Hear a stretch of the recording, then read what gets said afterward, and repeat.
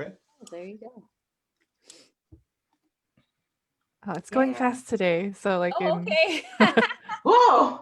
Oh, it slowed down. Okay. Okay. We will be live in Oh, look at and Facebook. yeah, we're live now. Okay. Good evening. Welcome to Koviki Talk.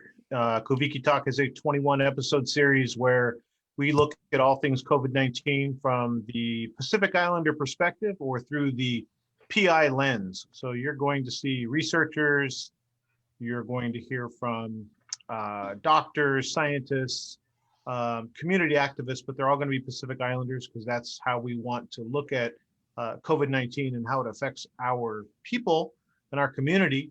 I am your host, Carl. With me is your lovely host, Naki. Good evening, Naki.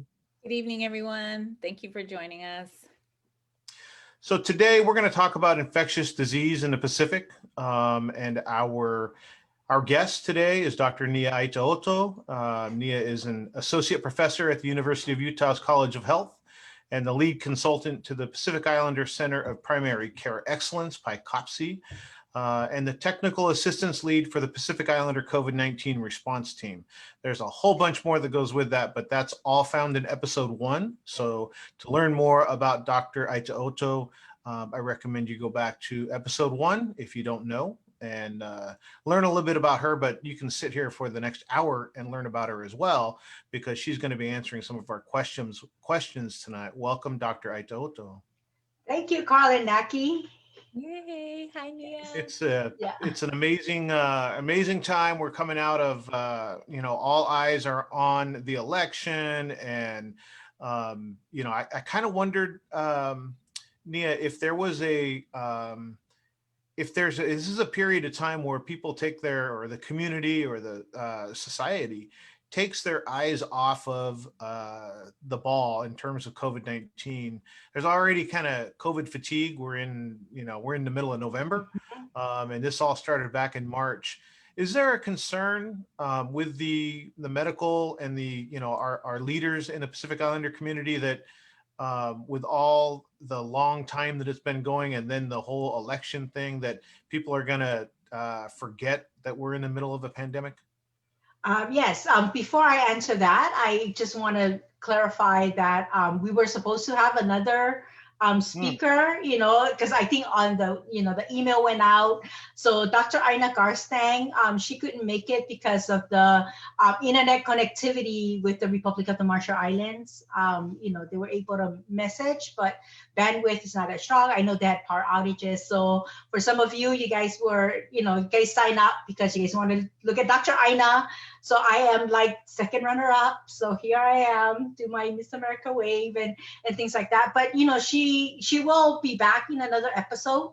We'll work with her again because I think what she gets to say is very important. She's going to talk about, infectious disease in the Pacific. But I think her answer, the connection between that answer and this answer to you, Carl, is this infectious disease, like COVID-19 fatigue, right? So, since it's about the Pacific, we reach people calling about the Pacific. I work in the U.S. Pacific a lot. Actually, this time last year I was actually in the Marshall Islands, and we were actually going through a lot of other infections. There was the measles epidemic, and then there was dengue fever, and all that, and then now COVID-19. So even though COVID-19 is not there, there were many, many other infectious disease that's there. And we still have Hansen's disease, we still have TB and all that kind of stuff. So in the US Pacific, within that context, yes, people are like, and I think there's something about that where we are familiar with it and we can handle it, whatever. But then some people say it's very common right now. They're like, oh, just another infectious disease and that kind of thing.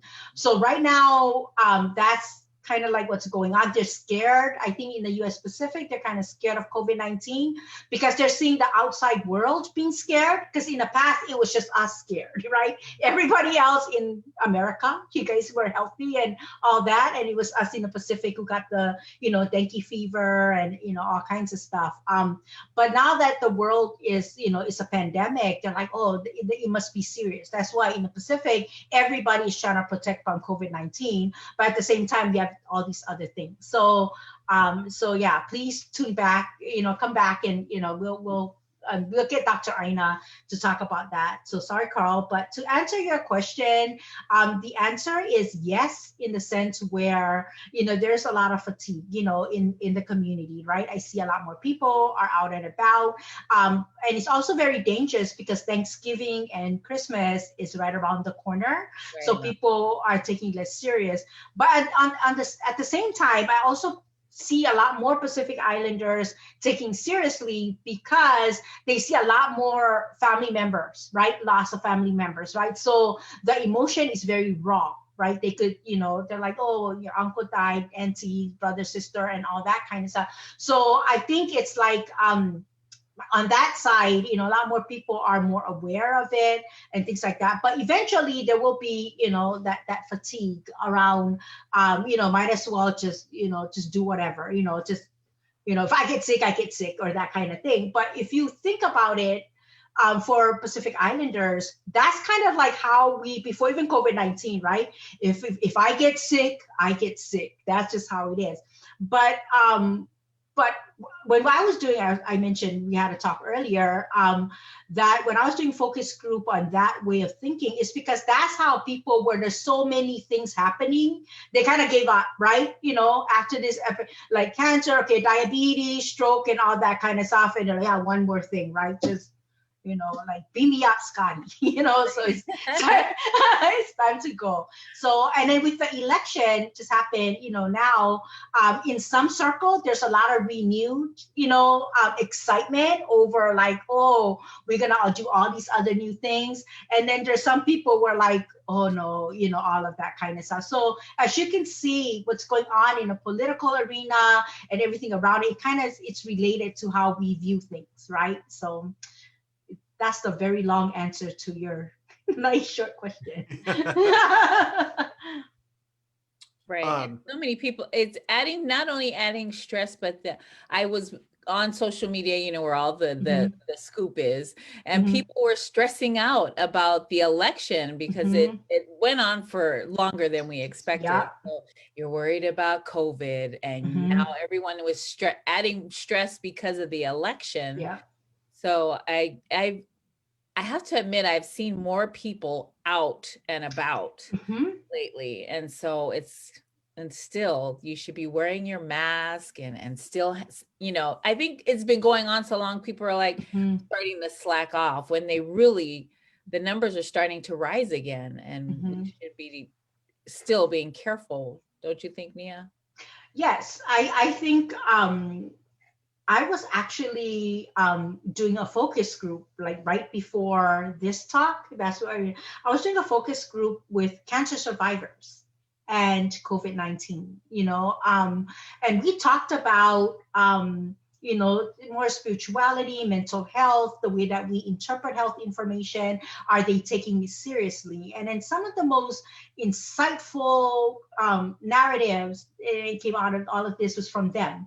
And then one of them was, one of the participants, she was saying that she feels that when COVID-19 hit, it didn't take her emotionally. She already was prepared, about whatever is going to come up. You know what I mean? Like she knows she's going to fight and all that kind of stuff. And she had a lot of time to think it through. But she felt that her family members, when COVID-19, and just some context or background, this participant, her brother died of COVID-19, right? So, the family's going through mourning and that kind of thing. But she felt that and then her family was not taking COVID-19 seriously. So they felt like it's just something else. It's not a major thing or whatever. And then the brother died and everybody was just, devastated, and then now know it's serious and whatever. But she felt that for her, she was protecting herself or whatever, because she felt that she took life seriously. Like she did not take anything for granted. She said, you know what I mean? Waking up in the morning with less pain. I mean, she was talking about no pain. It's just less pain or whatever. And even like going through a couple of hours, just thinking about happy thoughts versus sadness, whatever. She embraced that and she celebrated that and all that kind of stuff. So she felt that for her, it was time for her to reflect, during her diagnosis. And now she's on the survivorship end. She finished her chemo and that kind of thing. She was able to handle COVID-19 a lot better, and things like that. And she also felt that for her family members, they did not go through that process. So their idea of COVID-19 was very, very different. So they didn't take it seriously or whatever else. And then now that this happened, like the brother died and whatever, they're going through that mourning process too. Where for her, she went through all of that during that process. So so the conversation went on that way. And then we ended up talking about health in general, right? Like the way that we take health for granted, right? Strong Pacific Islanders and all that kind of stuff. Youth, we'll live forever because you don't feel anything out. But the whole conversation say that things like a cancer diagnosis really put everything in perspective, and that when you're going through all of that, the quality of life, right? So a lot of people think healthy means you do not have any disease and whatever. But the way that we defined it in that circle, it was like that wasn't even in there, right? Is the way that we define it is your a good health is that you were able to help. You know what I mean? Like help your community, help each other. That's such a typical Pacific Islander answer, right? The definition of health is that you were able to continue to contribute and all that kind of stuff, right? So we went through all of those conversations just to get to the point where I think for everyone now, right, we're now going through that whole process of accepting a diagnosis, understanding mortality and all that. But at the end of the day, I think the cancer survivors, because my last question is like, what is your message to everybody else that did not go through, a cancer diagnosis? So, full disclaimer, I'm also a cancer survivor, so I could relate to that. And then the answer was profound, and the answer was from different people. It was like, let's not have COVID-19 define us, just like we cannot have cancer define who we are. There's so much life to live, there's so much love to give, there's so much memories, and then for your relatives to have, right, making great memories and things like that. And let's not take that doesn't mean like, okay, just live and let live and do whatever. Take whatever health, whatever ability that you have and treasure it. Use it for good, use it. So I feel that is a message for us all in COVID-19. When you get to that fatigue part, we're like, okay, I'm just not going to do this. Don't take our health for granted. You know what I mean? It's a gift. So that's, I'm glad that I had that conversation earlier today, because I didn't know I was going to be the guest speaker. But I think that's something where, I'm glad that I was able to bring that conversation forward to this group. I think the being a cancer survivor, we're all cancer survivors on the show right now. Okay. I think that having to confront your mortality, because, we all know we're going to die at some point. But when you have the cancer diagnosis, it's a different outlook. Mm-hmm. And to be able to walk that journey and get right in your mind, I think does help, deal with other adversity in life. When things come up, you can put them in perspective. Mm-hmm. Or, something as deadly as COVID can come up, and you can say, look, I've already, I've made peace. I know my minutes matter, my mm-hmm. days matter, my memories mm-hmm. matter. So that's really not something, Naki and I are both, we talk about cancer a lot, and I don't know that I had looked at it from that lens of like, wow, I'm kind of built, I'm built for this, because in my mind, I've already had this conversation. Mm-hmm. That's interesting. The focus group was about cancer and COVID combined. Yes, yes. And it was the interesting about this, it wasn't even a research focus group. It wasn't a research project. The topic came up because like some of the cancer survivors, they just want to learn and find out what other cancer survivors from other part of the country or islands or whatever was going through, and they wanted to connect because a lot of cancer groups or whatever, it's very local, right? So you have your own like Southern California cancer group, Utah, or wherever, right? But I guess one of the good thing about COVID-19, if there's any, good things, like now people are doing more Zoom calls, right? So it's a lot more, you don't have to, all take a flight over to, I'm in Arkansas right now. Y'all don't have to come here in Arkansas to have a conversation. So we had that whole conversation group, and it was specifically because they want to know like what's going on with other cancer survivors in other places, right? With COVID-19, how they're responding to COVID-19. And the folks that were in the group, they're within 1 year of their survivorship. So a lot of them some of them are still in their chemotherapy phase or something like that. But so emotions are very raw. I feel that came out, and they were talking about. It was interesting how when they were talking about COVID-19, they keep on pivot back and forth between death and how to deal with death and mourning and whatever into life, how to live it fully. Like it go back in and back and forth. But so it was interesting to listen to that and then have another conversation later on with another group that just trying to figure out like how to have this discussion with COVID-19.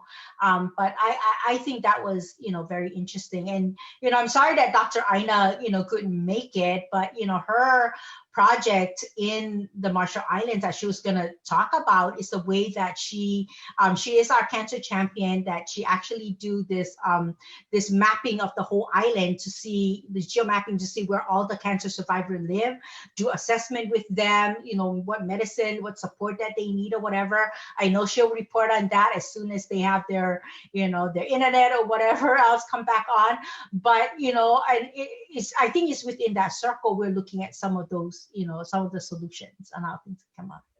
Yeah, how are you adjusting to not being all over the Pacific? Like you usually travel every year, and you've been in Arkansas this whole time during the pandemic. I know, I've been, I'm loving, staying in one place and things like that. But at the same time, I really miss going out to the Pacific, but I do understand why they're close out, right? Because, as I say, last year, I actually spent a lot of my Thanksgivings in the Marshall Islands. So I know some of the folks on the Marshall Islands in here are dining in. So I usually, because they don't have Thanksgiving, a lot of these Pacific jurisdictions, they don't have Thanksgiving.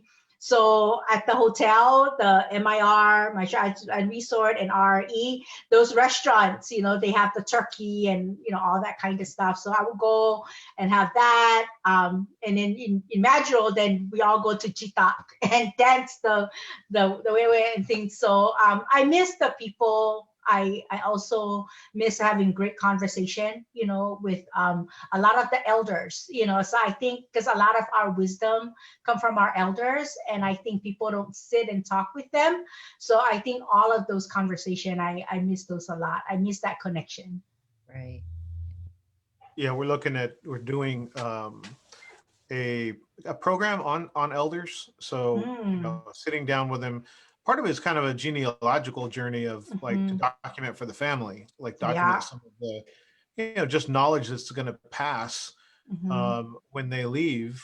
There's some information that just isn't going to get passed. So to, have a documented conversation is really special for the family, but there's some wisdom that the community can benefit too. When you sit down and you talk to an elder, you just get such, and a lot of it is face to face. I mean, Zoom is one thing, but trying to sit down and talk to an elder over Zoom, you just don't get the same effect. Naki and we got to sit down with our uncle and talk about, growing up in Samoa and then going to the Air Force. And I just don't ever see having that kind of a conversation over Zoom.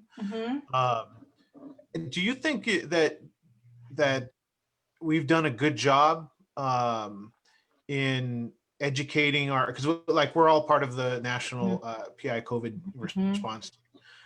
We've done huge outreach. Are there any learning points that you've taken away from COVID-19 in the way that kind of the bandwidth that we have with our community and with our Pacifica people? Is there anything that is like a big surprising win or something that you were surprised we weren't able to overcome?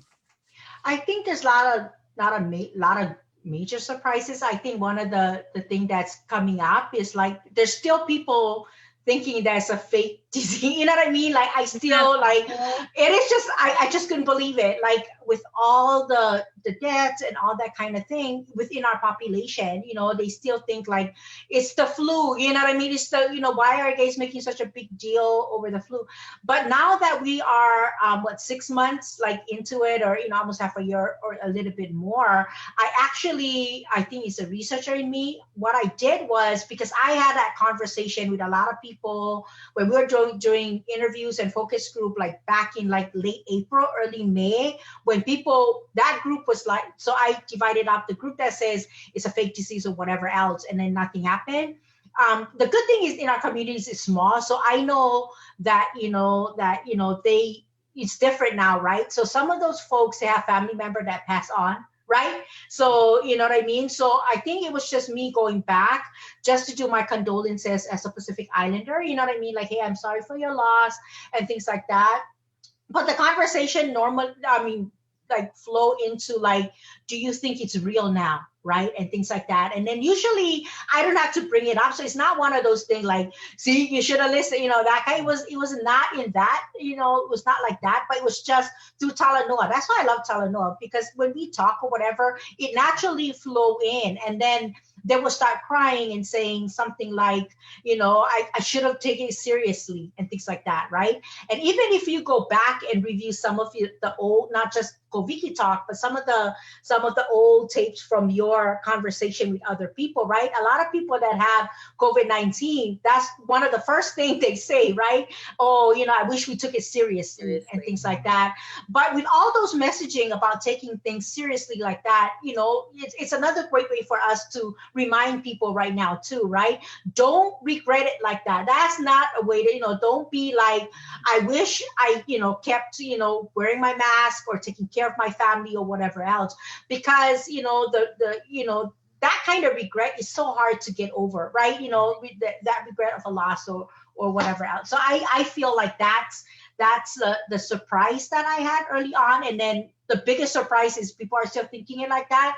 But a lot of people who are saying it, they still haven't seen it in their family, right? Like it had to happen. And then in that conversation where I was thinking, you know, and I did say it like this, where I don't want, you know, I believe, you know, it's going on, but I don't want my family member to lose their life in order for me to believe. You know what I mean? Like, it's not one of those things. So I think that is one of the things where right now we're looking at messaging, you know, to people. So especially that Thanksgiving and Christmas is coming up, people are making plans for huge reunions because they haven't seen each other for half of the year.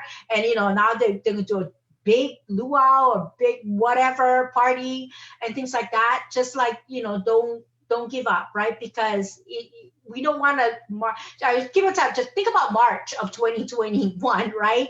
To see is how, you know, all of that you will regret, and do it responsibly and things. So I think that's one of the biggest like surprise that came from.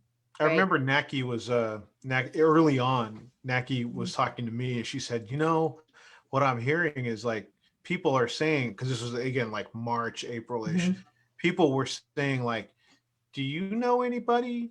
Like, who do you know that actually got COVID early on? And that was the whispers that were going around through the PI community, because, you know, it's a very who do you know, what, you know, who, and so I remember Naki saying like she was hearing these, well, I don't know anybody. Do you know anybody that got? And so it was that feeling early on, and I think we definitely paid a price. But you remember that, Naki? I do remember. And the early on, I didn't even know anybody that had COVID. And now here we are, you know, 7 to 9 months later, and I know a handful of people who have passed of COVID. And really the simplest thing we can do is to wear a mask, social distancing. You know, I know we're huggers, and I'm the worst one. We're huggers and kissers and when we greet each other. But the simplest thing is social distancing and to wear a mask, and we can hug and kiss it next year. You know, let's live to see next year. Let's live to see each other next year. And it's so sad to see the people talk now and, oh, I wish I would have taken it seriously. They would be here, or I wish I would have done this differently. You know, let's not have that conversation. Yes. Let's not. That's a great segue, Naki, into so Pfizer announces today that they have a vaccine that's successful in 90% of the participants. Are you afraid? I thought about that immediately and went, man, could they announce it when it comes out and it's available, or could they wait a little bit? Because now people, everybody wants it to be over with. Everybody wants to like feel like you're leaning for the tape at the end of the race. And I got worried when I read that people might look at that and go, okay, then we're good. I can go do what I want because that's going to be out like at CVS down the street in a week. Is that your concern and the leaders' concerns as well, that this might cause people to just relax too early? Yeah, and and I think there's a lot of talk in our community, because I think that it was in social media. I know somebody's social media where they say it's available, blah, blah, blah. And then everybody's having that social media discussion. And then it came up in our meeting with the cancer survivors. It's amazing that the amount of news our cancer survivors get, right? The vaccine is coming and, and all that kind of thing. But the way that I think it's just wait and see, where we're at the vaccine. And even when the vaccine is available, it says 90%, right? What about the 10% and that kind of thing? And there's a lot of, and I go back to the original discussion around this session. This Koviki talk is on infectious disease, right? So there's a lot of, illnesses that there's treatments and all that kind of stuff, but it's still here, right? TB is still here. Infectious disease is still here, and whatever else. So I think for us is that I think we still need to do our public health, right? And even the vaccine is not going to be available. There's a month, 2 months, 3 months, 6 months, or a year before the vaccine is available. A lot of our people will die between now and then, right? So and we always have to switch the conversation back. Let's just focus on that now. And even when the vaccine is available, it's going to be limited at the first time around and all that kind of stuff. And then so therefore, let's not, this is not a good time for us to like, it's safe. I can walk around and relax. Because I do see a lot more people outside with no mask. You know what I mean? And I think as time goes through, we're going to see a lot more of that too. Oh, well. Oh, we would have loved to talk to him. I know. Yeah, come back in here. Dr. Raynald, Samoa, thank you for. I did. I actually was. Love to talk to him. I messaged Ray. I say, hey, Dr. Aina is not going to make it, and it's going to be me. So everybody got to be scared because it's like all the adults are not here. It's just the kids running the show. Finally, the parents show up, and there he is. Wow. Because I wasn't feeling old enough already. He's saying, thank you. I did. I was like, hey, I did. Your lifeline. I did a lifeline tag. I'm like, Raynald. Get in here. Like magic. Magic. Ladies and gentlemen, Dr. Raynald Samoa. Thanks for having me. Thanks for joining us. It's our post-election show. Oh my yes. God. Yeah. We were just talking about does the election and all the focus on it, does it take away from, do people kind of relax because there's a newer, shinier object in the room to talk about, like the election and all those kind of things. So we were talking about that, and then we just got into the Pfizer announcement of, I was asking Dr. Aitaoto, like, look, are you concerned about, when there's this kind of news, or is there concern that people are just going to relax and go, oh, we're here, we're good. Like there's a vaccine and it's supposedly effective, so I don't really need to, if I get it, I'll just go run and get the vaccine. Are you concerned about people relaxing, kind of thinking this is some kind It's of going to be finish out line on the that we've reached? drugstore tomorrow, which Yeah. it's not. I have not heard one Pacific Islander sign up for that trial. Yeah. I haven't even heard one person like even say maybe, and so I think the election provided a little bit of distraction, but man, it's sobering because every time you talk to people you haven't talked to for a while, the impact just keeps showing itself. Like I was talking to my sister, and there's people who went to the University of Washington and that are younger than me, and they passed away. And their family members passed away, and their family members have COVID now. And you know how Whaikakala my mom is. No. So she, No. so she, How dare you? I know. I just had to throw that in. I know. I'm gonna tell Auntie. Right. Oh, you're gonna tell her stuff she knows already.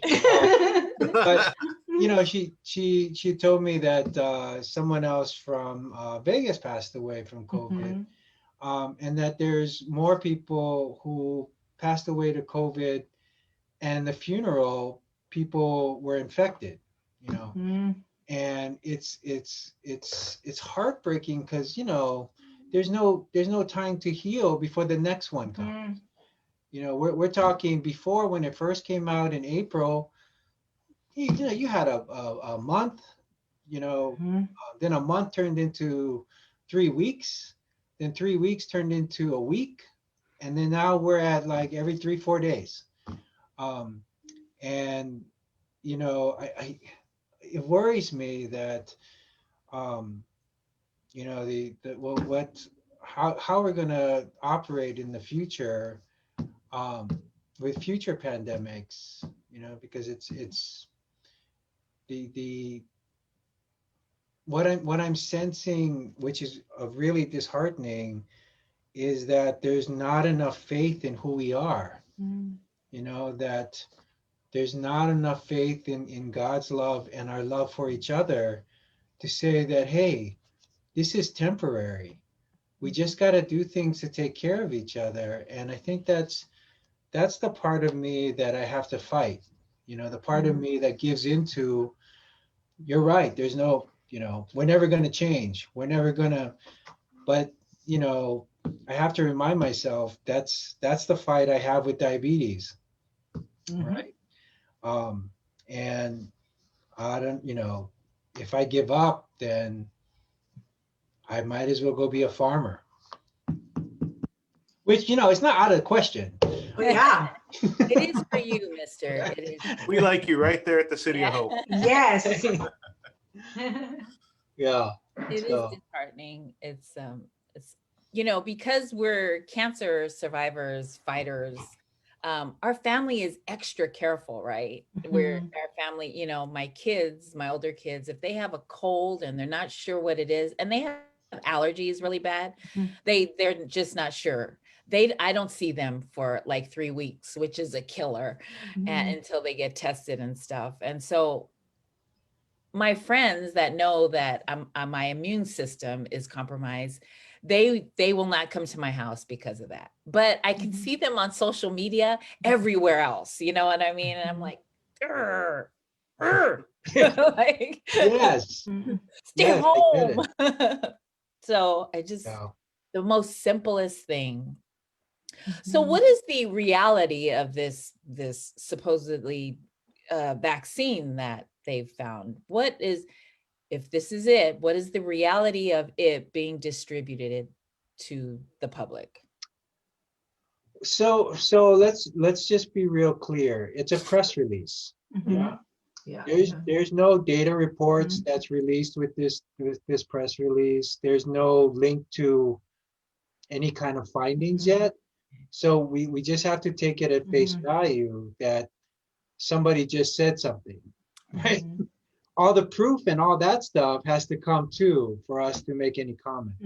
The other part of it is, this is just after 1 month, you know, and immune response or immune reactivity, it can change as time goes on. So all they're saying right now with the press release is that there's an immune response in 90% of the people after 1 month of getting the vaccine. You know, what does that mean? Nobody knows.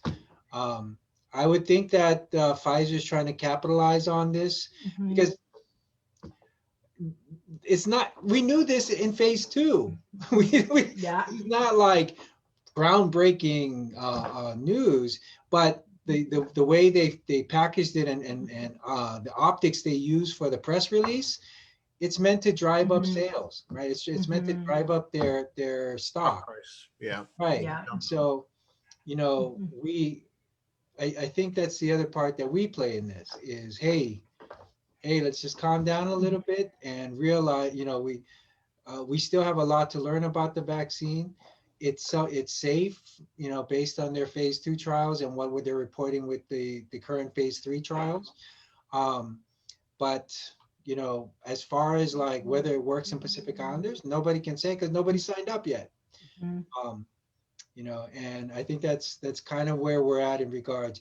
Now, if a vaccine is effective, by all means, you know, it can end the pandemic quickly. But you know, we're still kind of a ways away from that. Yeah, I think that's the danger of the, you know, who reads that far into it, right? A lot of people just see the word vaccine. Hey, vaccine and COVID in the same press release. Awesome.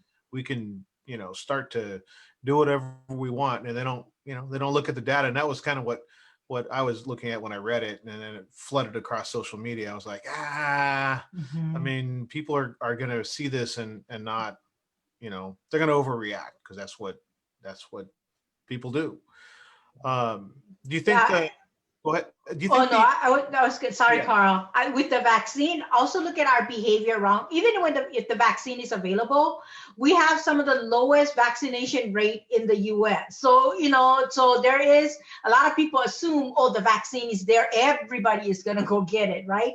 Not Pacific Islanders, right? So we also look at our, you know, our behavior or belief in vaccine. You know, there's a lot of folk, you know, even access to it because there's cost and all that kind of stuff. So we also, you know, there's so much that we need to unpack, right? You know, and that's why I love this Koviki talk, right? We bring it up, we can unpack it, we have people do Q&A and or whatever else, we can talk about it. So sorry, Carl.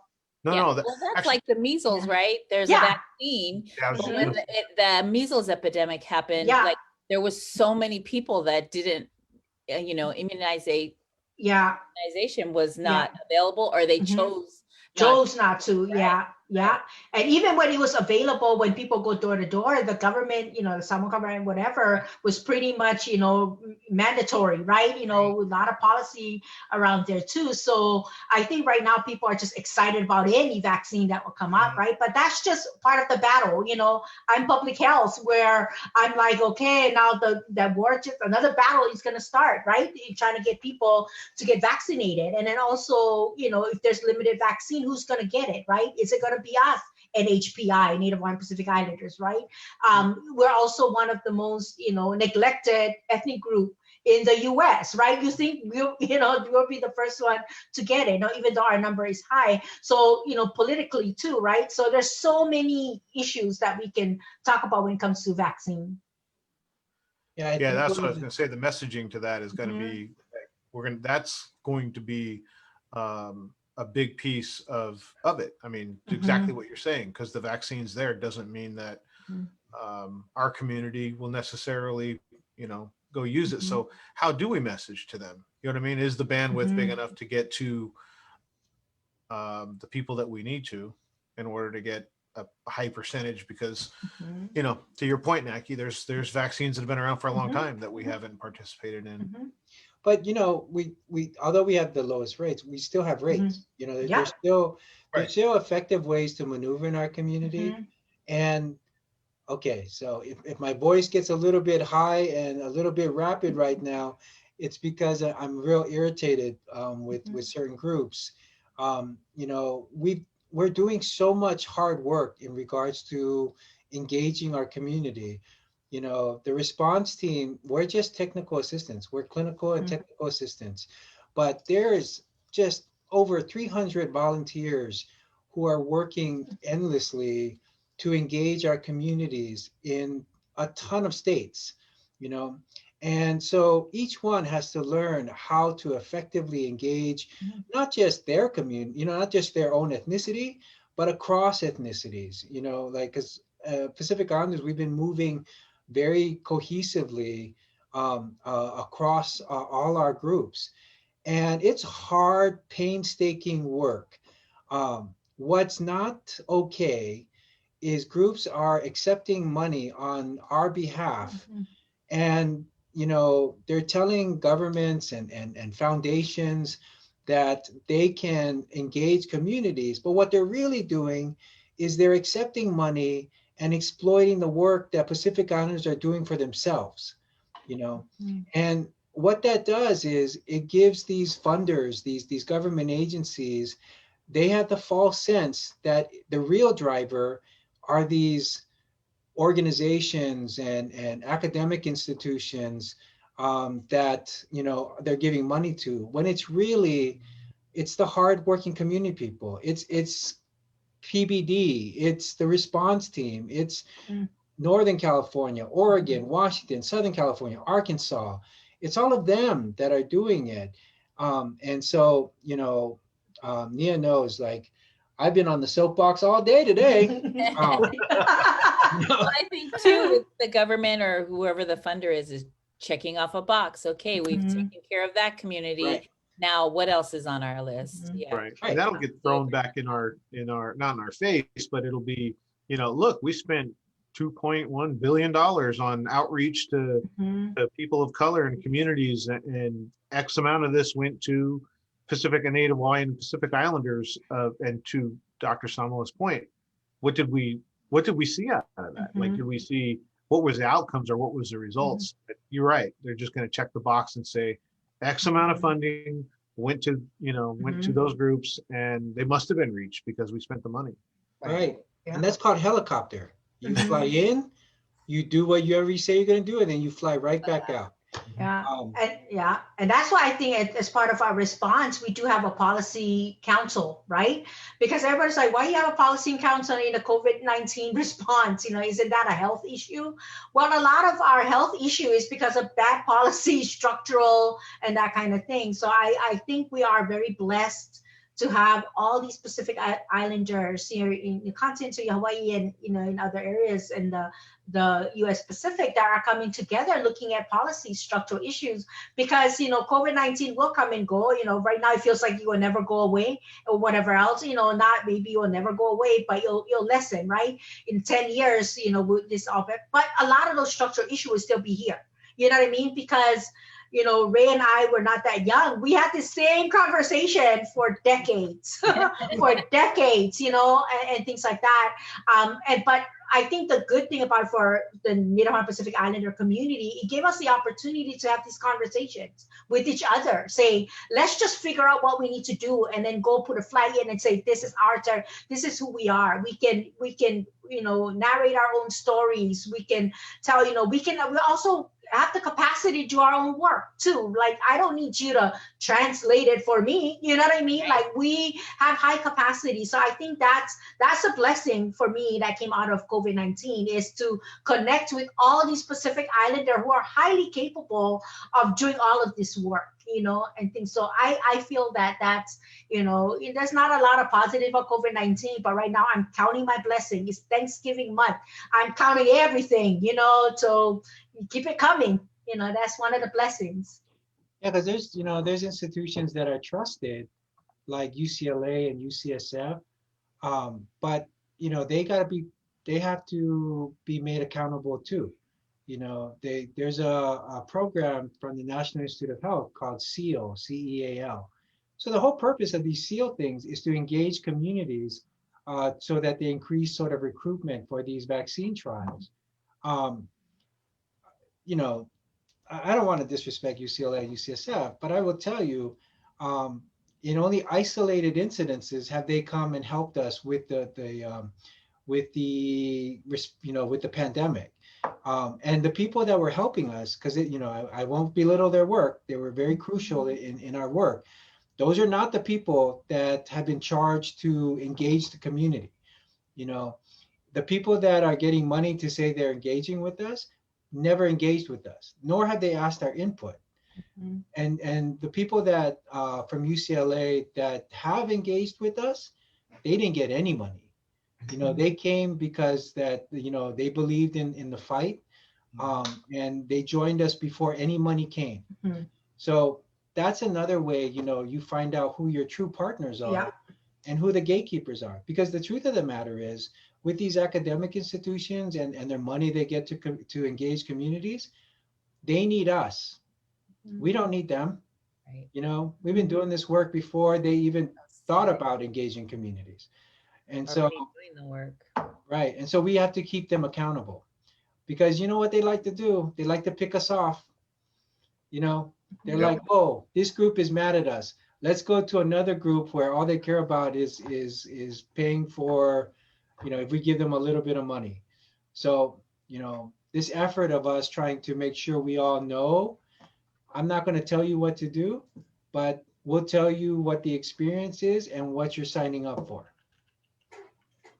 Yeah, I think that it's too bad that there's not more, that the money's not more outcome based in terms of, what are the outcomes we're looking for when the money's given, and then to validate that the outreach is done or that the engagement is done with the community, as opposed to just throwing the money out there. And that's really one of the problems with a lot of the government programs is the money gets funded, but where does it go, and how, is it accountable, and does it get to the right people?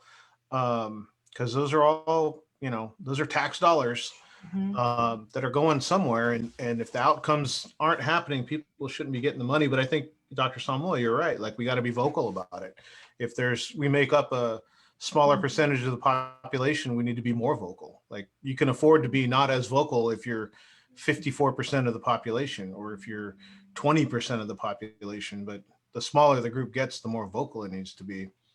I didn't know that. That's good information to hear. Because the thing that boggles my mind about these academic people is they understand like what expertise is, right?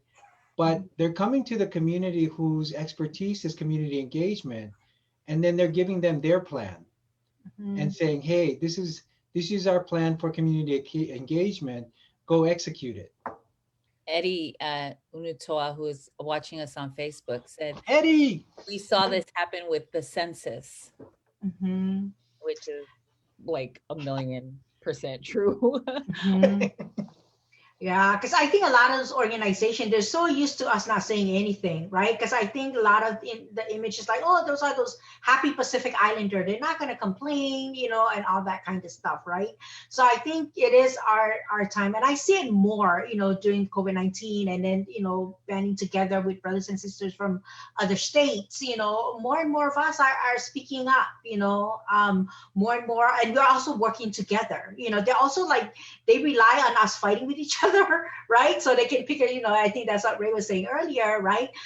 But I feel that we're in a good space, to move forward, especially with community engagement, working together with policy. We also have a resource work group. Fahina turned in, I know Fahina's in here. So I think so. We have a resource work group. We even have a research work group.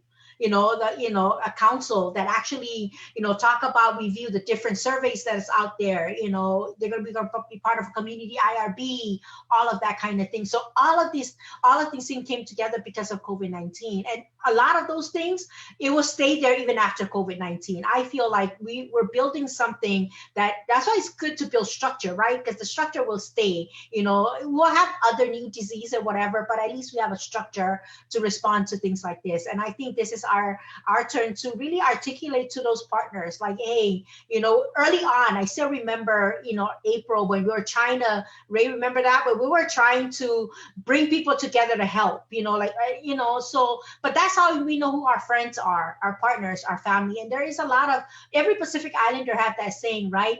During my time of trouble, the people that come and help, those are my flesh and those are my blood and my bones and all that kind of stuff, because it is. And I know as a Christian, I'm not supposed to keep a list, but I do have a list.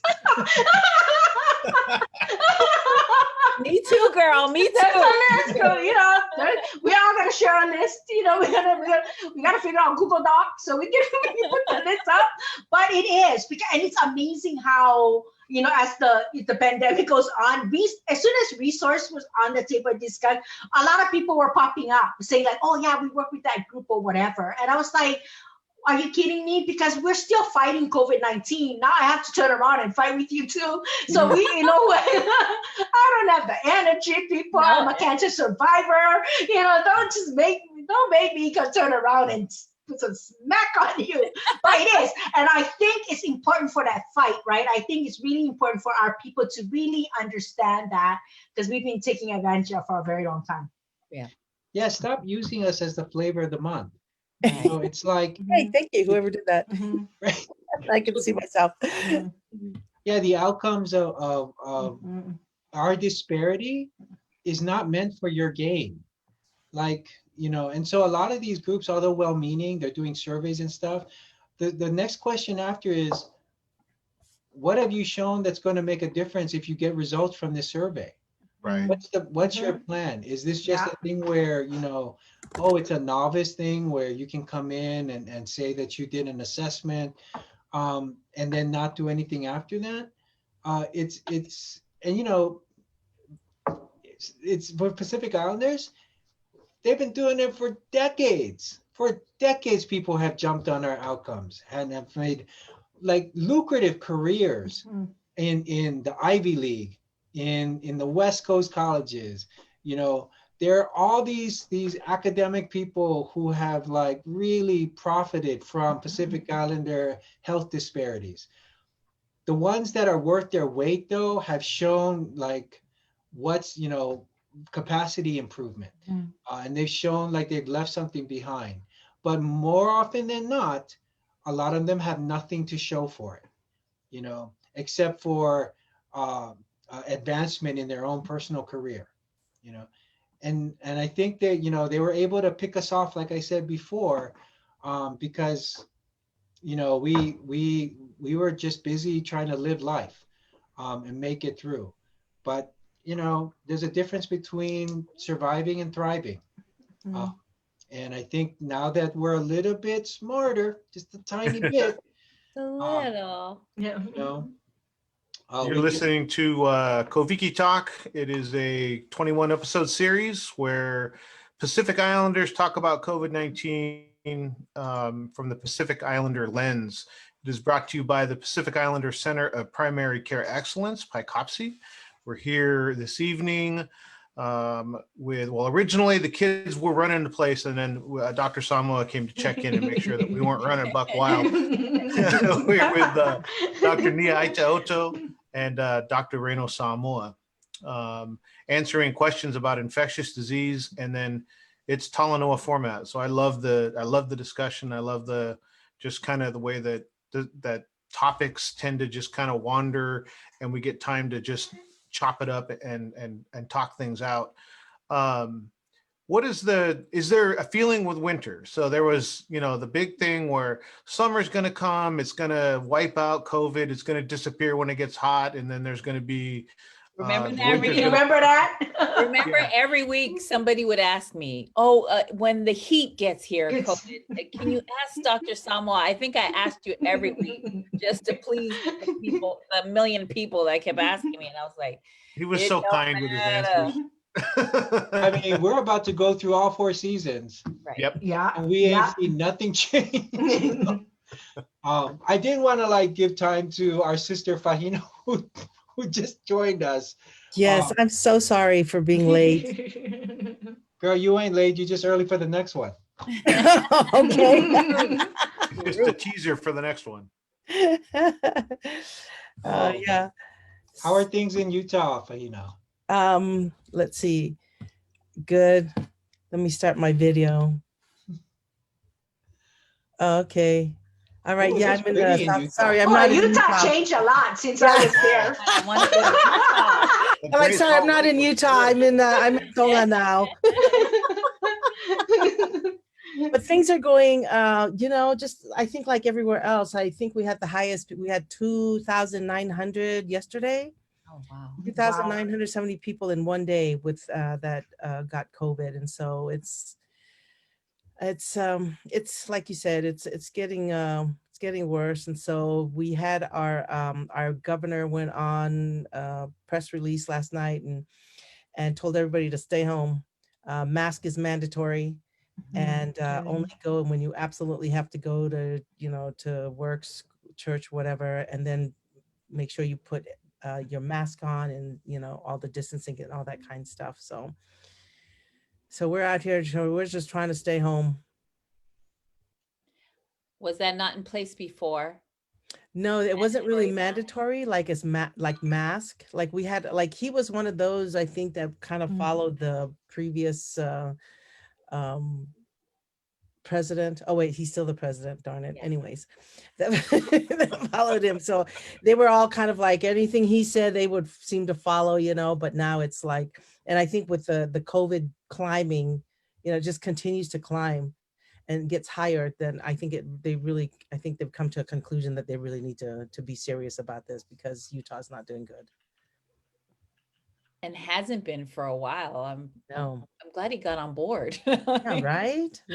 My goodness. It's like, I'm thinking, what is it that, first of all, we all complain about how the president didn't start off when he could have helped if he told everybody off. And then now the same thing with different governors and different states, they're not taking it as serious as they should, but I'm glad that they are. You're right. Yes, glad that they're serious now. Carl? Anything else to talk about, Dr. Samoa? Oh, yeah. No, I think we were just talking about the different seasons. So, Okay. just the seasons has nothing to do with it. Every country has gone through multiple seasons, and we've seen no correlation between seasons and disease rates. Really? So it's not because I know, like for us, they said that as it gets colder, it's supposed to go up, and it seems to be going up with this cold season, but maybe not. But that's what I mean. Like, I don't know if there's a correlation with the actual season, because other places have gone through their winter and now going through their summer. But they're fine. And they don't seem to have a correlation particularly there. It just seems like it's been going up, and it's just been going up, period. Oh, I see. The only correlation is with like how safe your measures are, how, the mask and right. Well, no, what your country is doing in regards to lockdown. That's the only thing that directly correlates with rates. When they shut down, rates go down. I mean, that's. Wow. I don't know if you guys saw the New Zealand rugby photo. It's packed. The stadium is packed. That's what happens when you take care of COVID. You can go back to sports. You can go back to your church. Oh, yes. And when you don't take care of it, you just watch other countries do it, and so Wow. I don't know. I think that's the thing. People just think, oh, if we do it, we're never going to get out of it. I'm like, no, if you can hold tight to it, it'll get better. But I remember you saying early on, I was asking, so if we get through the first wave, like the second wave would start, and I remember you saying, we're not out of the first wave. We're not getting out of the first wave. We're still in the first wave. So it doesn't seem like, the seriousness that it needs to be taken with. And I think maybe the the winter summer, if there's any of that correlation, is like summer people are out and they're not, in the house together. Whereas if it's really cold, You're staying you're home. not out doing as much, socially, maybe as not going to the park or going to those kind of things. But it just doesn't seem to have any lid to it. It just continues to go up. So what's the next, what's on your next move, Nia? What's on your hot priority list? We'll go through that. We're almost at the 1 hour mark. So I thought what's your top priority that you're working on right now? I think right now for the response team, it's our, a lot of policy work, as we mentioned earlier, a lot of letter writing. I think Dr. Samoa wrote the most letter this year than ever in his life, right? To organizations and agencies, saying that NHPI are different, all of that kind of stuff. And then number two is exactly what we're doing right now is encouraging people not to give up now, right? We keep on seeing this shiny thing of, oh, vaccine, don't have to do it. Oh, winter is coming, all of that. I think this is not a time for us to quit. And then number three is just checking in on people. The fatigue is real. A lot of people, not just even those that are taking care of themselves with the mask and all that, people in our work groups and checking in with them to see if they're okay. What's going on in your area, because just like in Utah, here in Arkansas, also our number is still high. Because they keep on saying the peak. Almost every week we're like we have a new peak. You know what I mean? We always think like it's over. This is the peak. No, tomorrow is a new day. And it goes up. So I think is getting those messages out to community, but also getting resources to our communities, right? How much money that's out there for COVID-19, but very few actually get into the community, to our regional groups and to do their work. So the fight is not over. It's not, to me, it's far from over. There's so much things that not just for COVID-19, but also for structure. You know what I mean? There's all these, institutional racism, all of that, it was there before COVID-19. It makes COVID-19 harder for us. And right now we're figuring out how to, let's not carry that forward. You know what I mean? Let's not carry all of those things forward. You still be there, but we want to, minimize the effects. Dr. Aitaoto, thank you so much for sharing your time with us. And we got to play before the adults got in the room. We got to run around and break stuff. Thank you, Dr. Aitaoto. Thank you. Dr. Samoa, what's hot on your priority list as we wrap things up? What's your hot plate right now? So my hot plate right now is making sure we have adequate representation. There's a new administration, and they seem to keep confusing us with Asians, which we are allies. But as I had to remind someone this morning, allies can support, but brothers and sisters are made for adversity, and so it's my brothers and sisters who need to be at the table to speak for us, because it's our numbers, it's our experience, and it's the collective wisdom that's going to lead us through these things. And so, it's not just COVID related things. We need representation in all these other aspects of the country that we live in. There's so many arms that affect our lives that we don't have say in, and it's high time that we do. And so my job is to go and bark, and then they can respond to the nicer people on the thread. We've got a lot of barkers here. We got a lot of barkers, but we also have a lot of people. I don't know. I that feel sorry for those folks.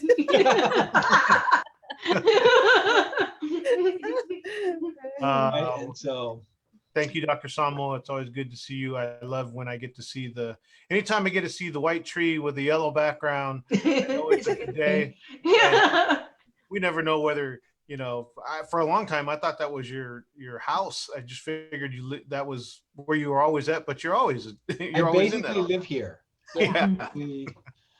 Yeah. I only go home to do chores, and then I come to work. Fahina, we're gonna have a whole show with you, so you don't get off easy with just a few minutes. We're gonna spend some time with you. But what is on your right now? What's your one of your A1 priorities that you're working on?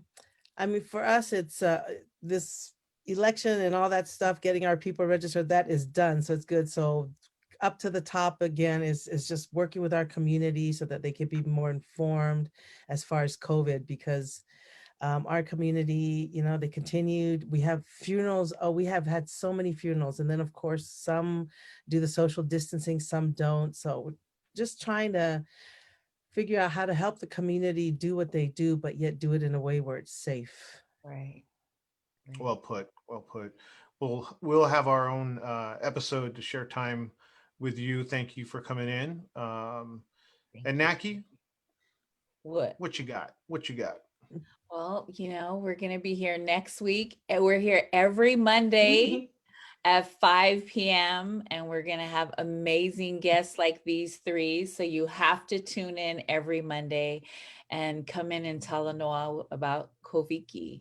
Koviki Talk is what we're doing every Monday at 5 p.m. Thank you so much for joining us this evening. Have a good evening. Get some dinner in you and rest. Thanks, everybody. Thanks for all Thank you you. do. Thank you, Colin and Naki. Thank you so much.